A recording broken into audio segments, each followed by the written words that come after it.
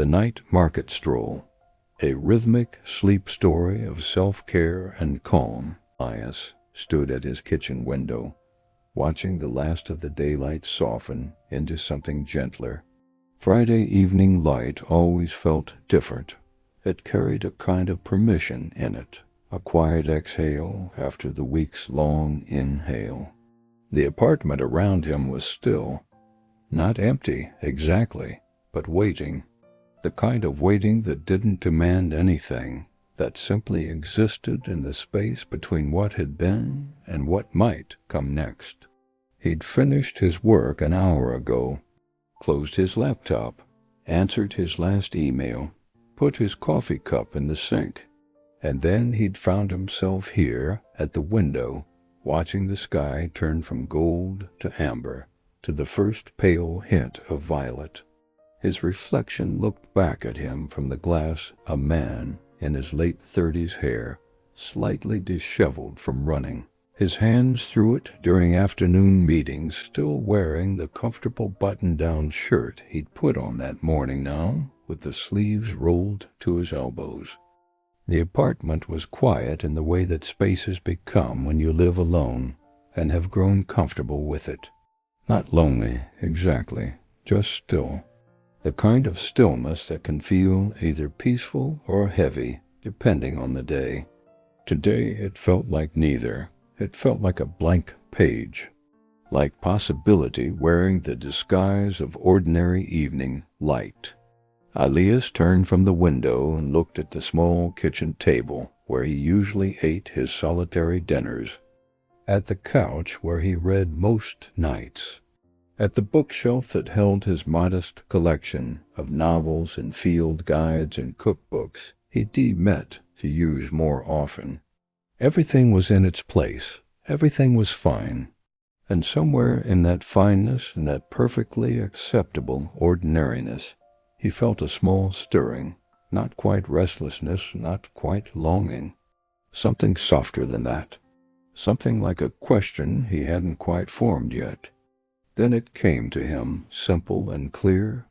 He wanted to do something kind for himself tonight. Not big, not dramatic. Just something small and intentional.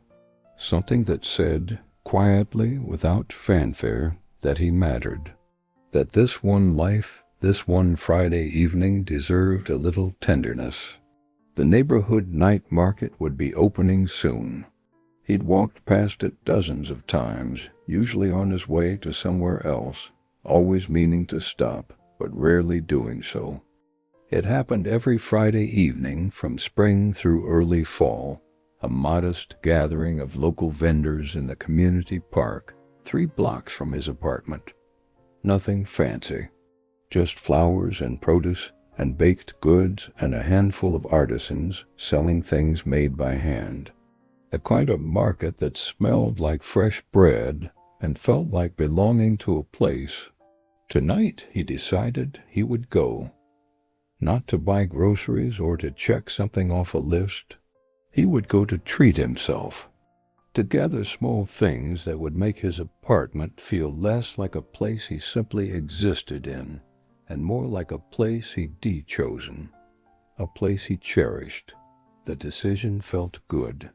It felt like putting on a coat that fit exactly right. Elias found his canvas tote bag hanging on the hook by the door, the sturdy one with the long handles that he used for farmers' market trips. It was empty and soft, folded in on itself. He slung it over his shoulder, feeling its familiar weight settle against his hip. Then he grabbed his keys, locked the apartment door behind him, and stepped out into the cooling evening. The walk to the market took him down streets he knew by heart. Maple-lined sidewalks where tree roots had buckled the pavement in familiar places. The corner where Mrs. Chun's garden always exploded with roses in summer. The house with the blue door where someone practiced piano every evening, the same scales drifting out through open windows. But tonight, walking with intention rather than destination, everything felt slightly different, more vivid, more present. The air had that particular quality it gets in the hour before true darkness, still warm from the day, but cooling rapidly, carrying the first hints of night. Elias could smell cut grass and car exhaust and something flowering he couldn't quite name. The light was golden and slanted, catching on windows and turning them into squares of amber fire. His footsteps made a steady rhythm on the concrete. Step, step, step, the canvas bag bumped gently against his side. In someone's yard, a sprinkler rotated in slow, meditative circles, the water catching the light like scattered diamonds. A dog barked somewhere, 3 short sounds, then silence. A car passed, music playing softly through closed windows. Elias found himself noticing the transition from day to night in a way he rarely did when he was rushing. The street lights were beginning to flicker on, one by one, their sensors reading the dimming sky and responding. First one at the corner, then another halfway down the block, then 3 more in quick succession. Each one bloomed into soft yellow light, pushing back the gathering shadows. It felt like watching the world change costumes, shedding its daytime brightness for something quieter, more intimate. By the time he reached the park, the sky had deepened to a rich purple blue, the kind of color that exists for only a few minutes each evening before sliding into true night. And there, spread across the community park's open lawn, was the market. The first thing Elias noticed was the light. Strings of Edison bulbs crisscrossed overhead, suspended between tall wooden posts that had been set up around the perimeter of the market. The bulbs glowed warm and golden, their filaments visible inside the clear glass, creating pools of amber radiance that overlapped and merged. Between them, someone had hung paper lanterns in soft whites and creams, round and glowing like small moons. The effect was magical without being precious, just enough light to see by, just enough shadow to make everything feel a little bit like a secret. The vendors had set up their stalls in loose rows across the grass. Simple tables covered in cloth, wooden crates stacked and arranged, vintage metal stands holding baskets and buckets. Nothing was uniform or overly organized, and that's what made it beautiful. It felt organic, grown rather than planned. Elias stepped onto the grass, feeling the slight give of earth beneath his feet after the hard sidewalk. The evening had settled fully now, and the air held that perfect temperature where you couldn't quite tell where your skin ended and the atmosphere began. Comfortable, embracing. The market hummed with gentle life. Not crowded, but populated. People moved between the stalls in small groups or alone, speaking in low voices that blended into a general murmur of human presence. Someone laughed, a bright sound that bubbled up and faded. A child tugged at her mother's hand, pointing at something in a vendor's display. An older couple stood side by side at the produce stand, their shoulders touching, examining tomatoes with serious concentration. Elias heard the soft clink of glass jars being moved, the rustle of paper bags being opened and filled, the crinkle of bouquet wrapping, a acoustic guitar being played somewhere, just barely audible, a simple finger-picking pattern that wove through the other sounds like a thread-through fabric. The air smelled like a dozen things at once. Fresh bread and herbs, coffee and smoke from someone's grill, the green smell of produce, and underneath it all, the earthy scent of grass and night air. He stood there for a moment, just taking it in, letting himself arrive fully and completely. This was what he'd needed without knowing it, this pocket of the world designed for slowness, where the entire purpose was simply to wander and notice and perhaps find something beautiful. His empty tote bag hung from his shoulder, patient and waiting. The flower stall was impossible to miss. It occupied a corner spot where two rows of vendors met, and it blazed with color even in the evening light. Metal buckets lined the front of the table, each one filled with a different variety of flower. Some Elias recognized sunflowers with their heavy heads, zinnias in every shade imaginable, black-eyed Susans with their dark centers and golden petals. Others he could only appreciate without naming tall stems with clusters of small purple blooms, delicate white flowers that looked like stars, something red and wild that reminded him of fields he'd run through as a child. The woman tending the stall was perhaps in her 60s, with silver hair pulled back in a practical bun, and hands that moved with the kind of efficiency that comes from decades of practice. She wore a canvas apron with pockets full of twine and small scissors, and when she looked up and saw Elias approaching, her face arranged itself into a smile that reached her eyes. "Evening," she said, her voice warm and unhurried. "Looking for something particular, or just browsing?" "Just browsing," Elias said, then corrected himself. "Actually, I'd like a small bouquet, something simple." "For myself?"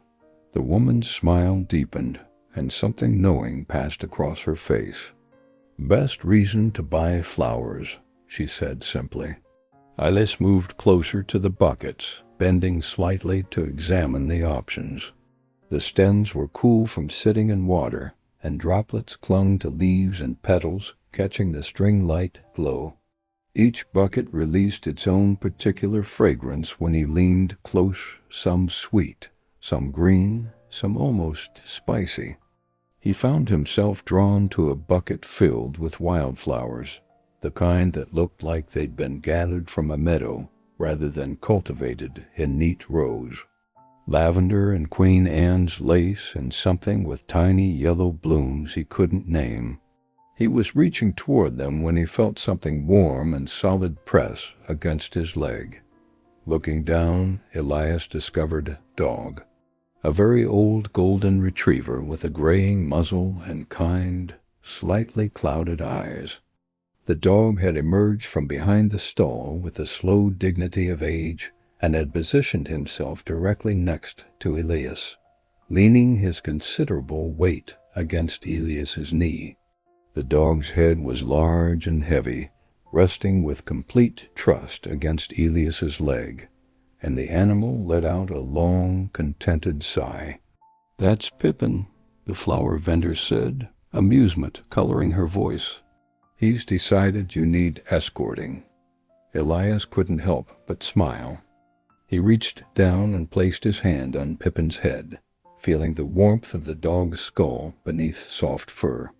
Pippin's tail began a slow, sweeping wag, thumping gently against the leg of the vendor's table.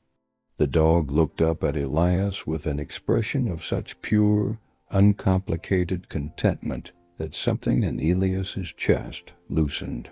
"He has a system," the vendor continued, pulling the wildflower bundle from its bucket with practiced ease. "He greets people, collects his pat tax, then escorts them to the next stall he thinks they should visit. Been doing it for 3 years now. I think he believes he runs the market." "The pat tax seems very reasonable," Elias said, running his hand down Pippin's neck and feeling the dog lean even more heavily against him. The vendor laughed, a sound like wind chimes. She was wrapping the flowers now, her hands quick and sure. She gathered the stems, shook off the excess water with a practiced flick of her wrist, then laid them diagonally across a large sheet of brown craft paper. The paper crinkled and rustled as she folded it up and around the bouquet, creating a cone shape that she secured with natural twine. The whole process took perhaps 30 seconds, but watching her do it felt like observing a small ceremony, each movement intentional. each fold precise. "These will last about a week if you change the water every other day," she said, handing the bouquet to Elias. "Cut the stems at an angle. They like a little sugar in the water, too. Just a pinch." Elias took the bouquet, feeling the slight dampness of the paper where the stems had left their moisture. The weight was perfect, substantial enough to feel real, light enough to carry with ease. Through the paper he could smell the flowers, green and sweet and alive. "Thank you," he said, and meant it. Pippin, having determined that sufficient petting had been administered, unstuck himself from Elias's leg and began walking slowly toward the next stall over. After a few steps, the dog stopped and looked back over his shoulder, as if to say, "Well, are you coming?" The vendor caught Elias's eye and grinned. "Told you. He's very serious about his job." Elias followed Pippin to the chocolate vendor's stall, the bouquet cradled carefully in the crook of his elbow. Pippin led the way with the unhurried confidence of someone who knew exactly where he was going and wasn't in any particular rush to get there. When they reached the chocolate stall, Pippin positioned himself once again against Elias's leg, the other leg this time for balance perhaps, and resumed his gentle leaning. The dog's warmth was considerable, radiating through the fabric of Elias's pats. The chocolate stall was small and elegant. A wooden table covered in dark cloth, and arranged on it were perhaps 24 chocolate bars in minimal wrapping. Each bar was wrapped in matte paper, some deep brown, some navy blue, some a rich burgundy, with simple text printed in cream-colored ink. Sea salt and almond, dark cherry, orange and cardamom, 70% cacao, 85%. 90. The vendor was a young man with careful hands and a quiet demeanor. He stood behind his table, patient and unhurried, and when Elias approached, he offered a small nod of greeting. "Would you like to try anything?"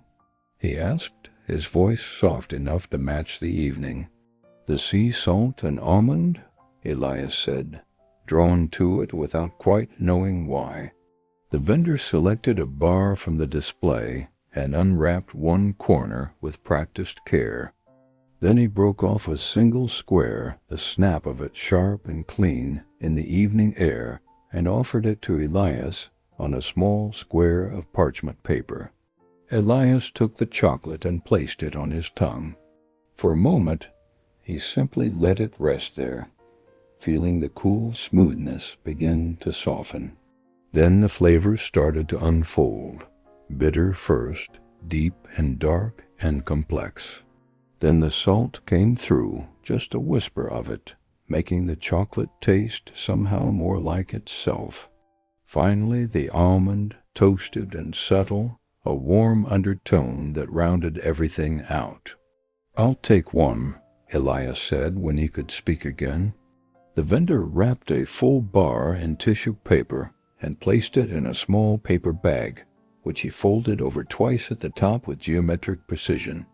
Elias paid, tucked the bag carefully into his tote alongside the flowers, and gave Pippin another thorough scratching behind the ears. The dog's tail thumped its approval against the grass. Then Pippin was moving again, this time angling toward a stall at the far end of the row. Elias followed, wondering if the dog had a specific route he followed each night, collecting pats and goodwill like coins in a collection. The tea merchant's stall glowed like a small jewel box. Glass jars lined 3-tiered shelves, each one filled with loose-leaf tea in a dozen different shades: deep green, pale gold, brown and black, flowers and leaves, and delicate curls. The lantern light caught on the jars and made them luminous, turning the tea into something precious, something worth pausing for. The merchant herself was arranging jars when Elias and Pippin arrived. She was middle-aged, with wire-rimmed glasses and an air of focused calm, the kind of person who seemed completely present in whatever small task they were performing. When she looked up and saw Pippin, her entire face softened. "There's my favorite customer," she said, reaching down to give the dog an affectionate pat. Pippin's tail accelerated into a more vigorous wag, clearly pleased by the recognition. Then she straightened and turned her attention to Elias. "What kind of evening are you hoping for?" she asked. It was such an unexpectedly perceptive question that Elias found himself answering honestly. "A peaceful one. Something that helps me wind down." She nodded as if this was exactly the right answer and turned to scan her collection. Her fingers traced along the jars until she found what she was looking for. A medium-sized jar filled with a mixture of dried flowers and leaves in soft grays and purples and greens. "Chamomile and lavender," she said, unscrewing the lid and holding it out for him to smell. "A little lemon balm. A little rose. Nothing complicated. Just gentle." The scent that rose from the jar was everything she'd promised: floral without being perfumey, calming without being medicinal. It smelled like summer evenings and grandmother's gardens and the kind of sleep that comes easy. "Perfect," Elias said. The merchant smiled and reached for a metal scoop with a long handle. She measured out a generous portion of the tea blend, the dried flowers and leaves tumbling into a small paper bag with a soft, whispering sound. Then she folded the top of the bag over and secured it with a length of twine, tying it in a simple bow. As she handed it to him, she said, "Steep it for 5 minutes. No more, or it gets bitter. And use water that's just off the boil, not actively boiling." "Thank you," Elias said, adding the tea to his growing collection. "I appreciate the guidance." She waved a hand as if to say it was nothing, already turning back to her jars. Pippin, having received adequate attention and apparently satisfied that Elias had made all the necessary purchases, gave Elias one final lean brief but firm, like a parting handshake, and then ambled back toward the flower stall, duty fulfilled. Elias stood there for a moment, his tote bag now pleasantly heavy against his shoulder. Flowers, chocolate, tea. 3 small things, but together they felt like an abundance, like he'd gathered up pieces of something larger: comfort, maybe, or care, the kind of care that didn't wait for someone else to provide it. The market continued its gentle hum around him. The guitar player had moved on to a new song, something slow and finger-picked, and almost familiar. April browsed and purchased and chatted. The lanterns swayed slightly in a breeze Elias hadn't noticed until now, their light dancing across the grass. He took a breath, pulling the evening air deep into his lungs, and then he turned toward home. The walk back felt different from the walk there. Slower somehow, even though Elias wasn't deliberately dawdling. His tote bag bumped against his hip with each step, a gentle reminder of what he carried. Inside, the brown paper wrapped around the flowers made small crinkling sounds as he walked. The chocolate bar settled against the tea bag, everything shifting and settling with the rhythm of his footsteps. The night had fully arrived now. The sky was deep purple-black overhead, scattered with the brightest stars, the ones that could compete with the city's ambient light. A waning moon hung low in the east, just starting its climb.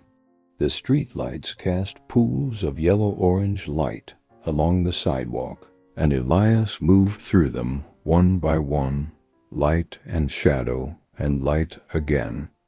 The temperature had dropped several degrees, but it was still comfortable. Elias could feel the first real coolness of evening on his forearms where he rolled up his sleeves. The pavement beneath his feet still held some of the day's warmth, releasing it slowly into the night air. Somewhere, someone was grilling dinner, and the smell of charcoal and cooking meat drifted past. A window was open in the house he was passing, and he could hear the murmur of a television, canned laughter from some sitcom. These were the sounds and smells of people living their lives, making dinner, settling in for the evening, existing in their own small worlds, contained and complete. Usually Elias found this comforting, the reminder that life was happening all around him, that he was part of something larger just by virtue of existing in the same time and space.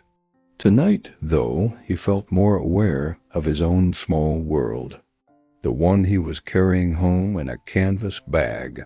He passed Mrs. Chun's rose garden, now just dark shapes and shadows. The house with the blue door, the piano silent for the night.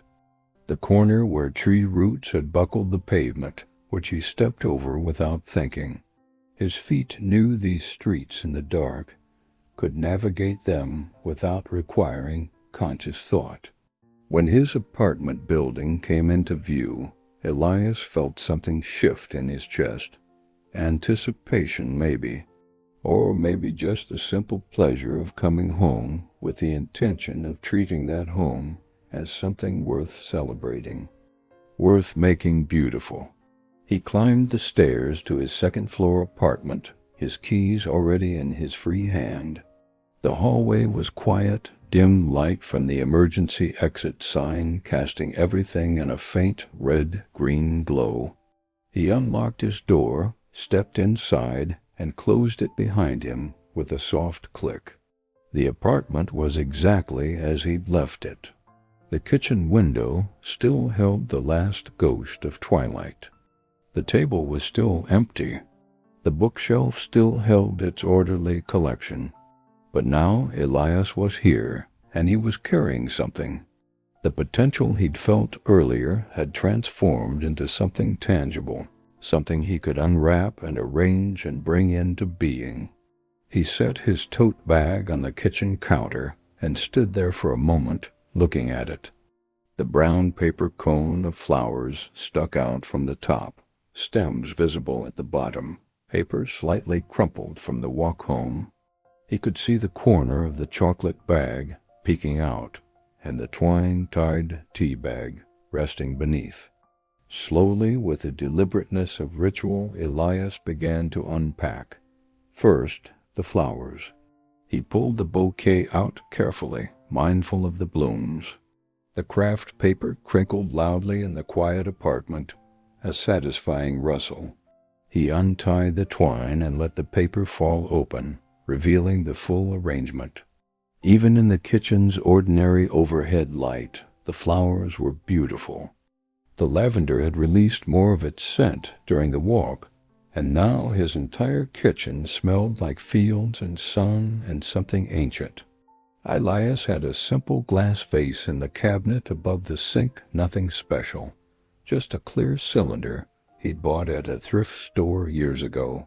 He filled it with cool water from the tap, watching the water climb the inside of the glass, then added a small pinch of sugar from the sugar bowl on the counter, just as the flower vendor had recommended. He found kitchen scissors in the drawer and cut the flower stems at an angle, the way she'd instructed. Each cut was firm and clean, the scissors slicing through the green stems with a soft snick. He arranged the flowers in the vase without overthinking it, just placing them stem by stem until the bouquet looked balanced, natural. The wildflowers seemed to find their own arrangement, leaning and cascading in ways that looked uncontrived. When he was finished, he stepped back to look at them. They transformed the kitchen counter. That was the only way to describe it. What had been empty and functional was now alive. The purple of the lavender caught the light. The white Queen Anne's lace looked delicate against the darker stems. The tiny yellow flowers, still unnamed, added small bursts of brightness throughout. Next, Elias reached for the chocolate. He opened the paper bag and pulled out the wrapped bar, feeling its solid weight in his hand. The paper wrapper was cool and smooth, matte against his fingertips. He found a small ceramic plate in the cabinet, cream-colored, simple, and unwrapped the chocolate bar carefully, preserving the paper intact. The chocolate itself was scored into neat rectangles, each one embossed with the chocolatier's simple logo. Elias broke off 3 squares, the snap satisfying and crisp, and arranged them on the small plate. The deep brown of the chocolate looked rich against the cream ceramic. He could see the flecks of sea salt on the surface, tiny crystals catching the light. The almonds were visible too, thin slivers embedded in the dark chocolate. He set the plate on the table next to where he would sit. Finally, the tea. Elias untied the twine and opened the paper bag, breathing in the scent again. Chamomile and lavender, lemon balm and rose. He'd always loved tea, loved the ritual of it, but recently he'd been too tired or too hurried to bother. Tonight, though, he wanted to do it properly, wanted to give himself that small ceremony. He filled his kettle with fresh water and set it on the stove, turning the burner to high. While the water heated, he found his teapot a simple clay one, nothing fancy, but it had a good weight to it, and his favorite mug, a large one with a comfortable handle. He measured out a generous spoonful of the tea, blend into the pot, watching the dried flowers and leaves tumble in. The kettle began to hiss, a quiet sound at first, then building. Steam rose from the spout. Just before it reached a full boil, Elias turned off the heat and let it sit for 30 seconds, remembering the tea merchant's instruction. Just off the boil, not actively boiling. Then he poured the water over the tea leaves, and the apartment filled with fragrance. It bloomed up from the teapot like something alive, sweet and herbal, and deeply calming. The dried flowers rehydrated immediately, unfurling in the hot water, releasing their oils and essences. Elias put the lid on the teapot and set his phone's timer for 5 minutes.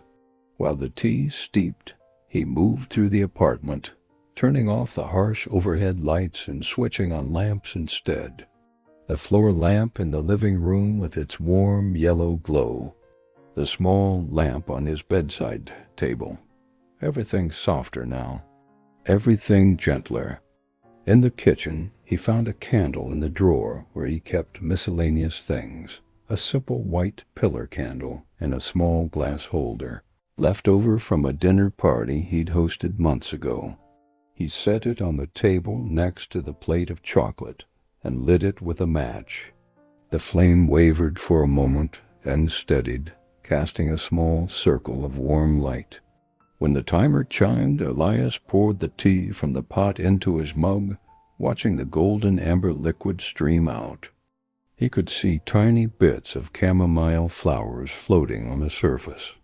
The steam rose and carried that same beautiful scent, floral and calming, and exactly what he needed without knowing it. He picked up the vase of flowers from the kitchen counter and carried it to the table, setting it where he could see it clearly. Then he turned off the kitchen light, leaving only the candle and the gentle glow from the living room lamp. Elias sat down at his small table, and for a long moment he simply looked at what he'd created.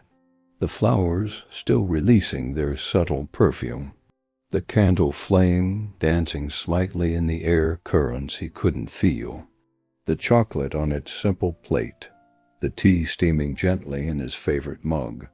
He hadn't set the table for anyone else. He hadn't created this small moment of beauty because he was expecting company or because he was trying to impress anyone.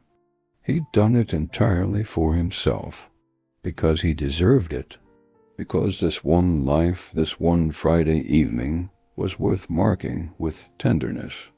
The realization settled over him like a weight being lifted rather than added.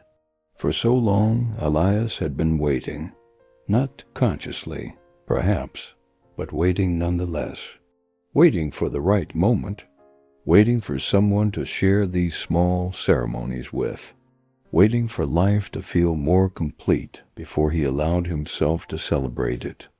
But sitting here now in the candlelight with flowers he bought for himself, and tea he brewed with care and chocolate, he'd chosen because he wanted it. Elias understood something he'd intellectually known, but never quite felt. He didn't need to wait. He was allowed to be the person who brought flowers into his own house. He was allowed to treat himself with the same thoughtfulness he would extend to a dear friend or a beloved partner. The house felt more alive, and it wasn't because someone else had entered it. It was because he had chosen to be fully present in it, had chosen to see it as worthy of beauty, had chosen to see himself as worthy of care. Elias picked up his mug, feeling the heat seep into his palms, and took a slow sip of tea. The flavor was delicate and soothing, exactly what the merchant had promised. The chamomile was gentle, the lavender subtle, the lemon balm adding a bright note underneath. He could taste the rose petals too, a whisper of floral sweetness. He set the mug down and reached for a square of chocolate. The dark cocoa melted on his tongue, bitter and complex. The salt intensified the flavor rather than making it salty. The almond added a toasted warmth. He let it melt completely before swallowing, savoring every second of the experience. The candle flickered. The flowers held their shape in the vase, beautiful and temporary, and perfect for this moment. Through the window, Elias could see the streetlight outside, its glow steady and familiar. He took another sip of tea, another piece of chocolate. He looked at the flowers and felt something very much like gratitude. Not for anything specific, exactly, but for the accumulation of small things, for quiet Friday evenings, for markets lit by string lights, for old dogs who demanded pat taxes, for vendors who wrapped flowers with care, for the ability to walk 3 blocks and choose beautiful things and bring them home to himself, for the understanding finally that he was enough, that this life exactly as it was in this moment was enough. The tea was cooling now, reaching the perfect temperature for longer sips. Elias cradled the mug in both hands and felt the warmth spread through his fingers, up his wrists, into his arms. Outside, the city continued its Friday night rhythms. Cars passed. Someone laughed in the street. A dog barked twice, then fell silent. Life happening everywhere all the time. And here, in this small apartment, in the candlelight, with flowers on the table and tea in his hands, life was happening too. Quiet life, gentle life, the kind of life that didn't announce itself but accumulated anyway, moment by moment, choice by choice, until you looked up and realized you'd built something beautiful without even trying. Elias finished his tea slowly, letting each sip last. He ate the last piece of chocolate. He watched the candle flame dance and settle and dance again. He breathed in the scent of lavender and chamomile until it felt like part of him. When the mug was empty and the plate held only a few small crumbs, he stood and carried them to the kitchen sink. He blew out the candle, watching a thin thread of smoke rise and dissipate. He picked up the vase of flowers, feeling their slight weight, and carried them carefully to his bedroom. In the bedroom, the small lamp on his bedside table cast a gentle pool of light. Elias set the flowers next to the lamp, positioning them where he would see them first thing in the morning, where they would be the last thing he saw before sleep. He changed into comfortable clothes, soft cotton pants, and a warm t-shirt. He turned down the bed covers, revealing the cool white sheets underneath.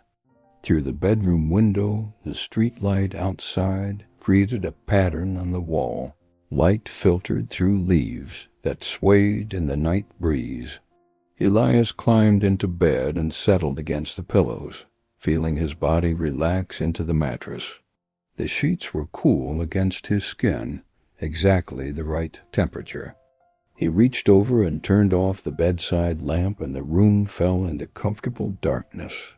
Not total darkness. The street light provided a soft ambient glow, but dark enough for sleep. The scent of the flowers was gentler now, but still present. Lavender and chamomile, the same herbs that had been in his tea, surrounding him as he lay there. He could hear the night sounds of the city through his closed window, distant traffic, a siren blocks away, the rustle of wind through trees. But mostly there was quiet. The quiet of a person at peace in their own space. The quiet of a Friday evening well spent. The quiet of someone who had learned, finally, to cherish themselves. Elias' last conscious thought before sleep found him was simple and true. I am allowed to be kind to myself. I am allowed to gather joy. I am allowed to create beauty in my own life for no other reason than because I am here and I am worthy of it. The flowers stood guard on his bedside table. The chocolate wrapper lay folded neatly in the kitchen. The empty teapot waited to be washed in the morning. The market had closed hours ago, the vendors packing up their wares, Pippin settling down for the night in whatever cozy spot he claimed as his own. And Elias slept, deeply and peacefully, surrounded by small things he had chosen with care, in a home he had transformed simply by deciding it deserved tenderness. The sleep of someone who had learned that the most radical act of self-love is sometimes just the quietest one. The willingness to stop waiting and to start, right now, being the person who brings flowers into their own house. The street light glowed. The flowers released their subtle perfume. The night held him gently. And in the morning, when he woke, the flowers would still be there. And he would remember, this is what it feels like to treat yourself as someone worth celebrating. This is what it feels like to be home. If this story resonated with you, please consider showing your support with a like and subscribe to Deep Sleep Stories Hub for more quiet nights and restful journeys. Until next time, may you find peace in the small things you gather for yourself. And may you always remember that you are worthy of beauty. Sleep well.